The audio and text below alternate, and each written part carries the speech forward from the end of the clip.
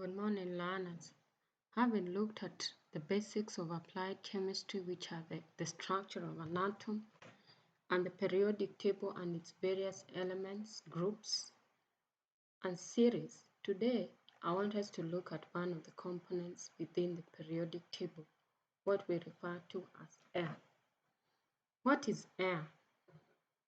What are its properties and what are its uses? What are its components? And how can each one of those components be separated? Today we will look at one of the processes that is used to separate the components of air, which is fractional distillation. So what is air? Air is a mixture of gases. It is also a very important resource on Earth, as most of us use it for breathing, and it is what keeps us going or living. Usually, pure air is a mixture of several gases, as we will see later in this class, and it is invisible and does not have a smell. Usually, 78% of air consists of nitrogen, while 21% consists of oxygen. Oxygen is the most important portion that we use for breathing, and nitrogen is the most important portion we use in terms of plant growth. So let us look at a few facts about air. In a day, an adult usually takes in 10 to 20 cubic centimeters of air every day. That's about 20,000 breaths in a day. The children take 2 times that, as their respiratory systems are still developing and they are much smaller and can breathe in and out much faster. What are the properties of air? Air has no color. Air is odorless. It is a mixture of gases.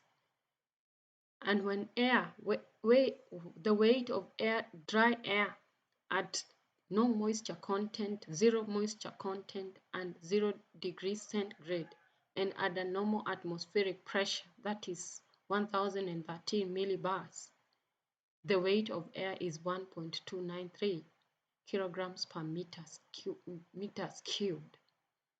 The weight of dry air also at 0 moisture and 0 degrees centigrade and at a pressure of 100 millibars, or what we call as 1 bar, is 1.275 kilograms per cubic meters.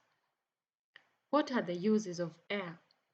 Air has got many uses, but let us just look at a few of them.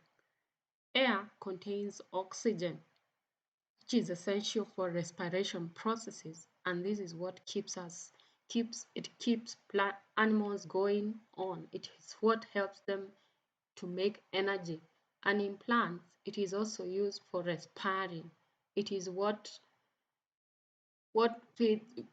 helps in the take-up of carbon dioxide. Air also supports combustion. Combustion is what we call as burning, and we need it while we are driving cars, while we are preparing coal, while we are making food. And assuming that component, the biggest portion of air, that is nitrogen, which we have said is 78%, was not present, then even the smallest fire that is exposed in the air would cause serious explosions. It is therefore necessary that the amount of nitrogen at 78% is much higher than that of oxygen, since it prevents serious fire disasters. Compressed air is also used to fill air tires. It is also what we use to fill we fill our tires to prevent tire breakdowns and punctures. Nitrogen, which is a component of air, is also important in the growth of plants.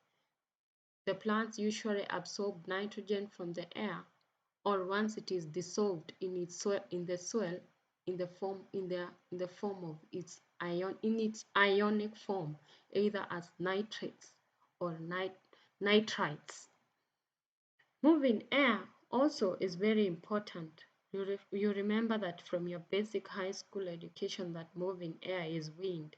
Wind helps to move boats. It helps to move windmills that are used to produce wind energy, and it is what is used to help in the dispersion of seeds, which is very important for seed diversity or plant diversity. What are the components of air?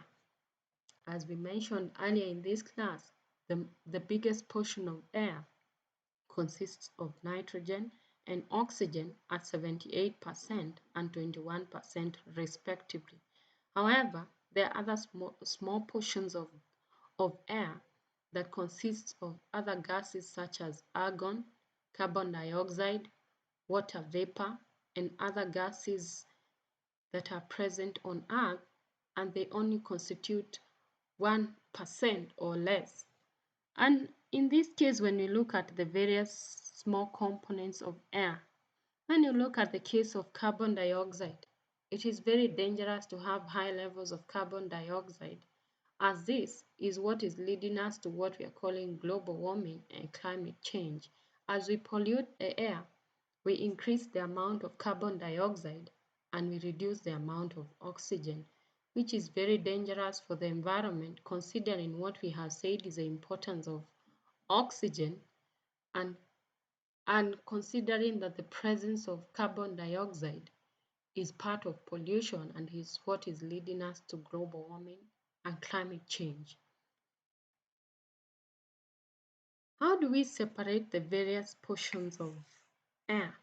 Usually, the process known as fractional distillation is what is used to separate the various components or gases of air. This technique separates the mixtures of air into fractions, and it is usually done through heating at different temperatures, in which one or more of the gaseous fractions of air will vaporize. But how exactly is it done? It is done in 3 steps. Number 1, since the air already exists in gaseous form, we need to freeze it. You freeze it and you put it in a given container. After you have frozen it, you heat it slowly or gradually so that it can divide into the various fractions. As it divides into the various fractions, the fractions will rise and they will be collected through different outlets. That is the procedure of fractional distillation of air, and it is what is used to separate the various portions of air based on their temperatures. Thank you.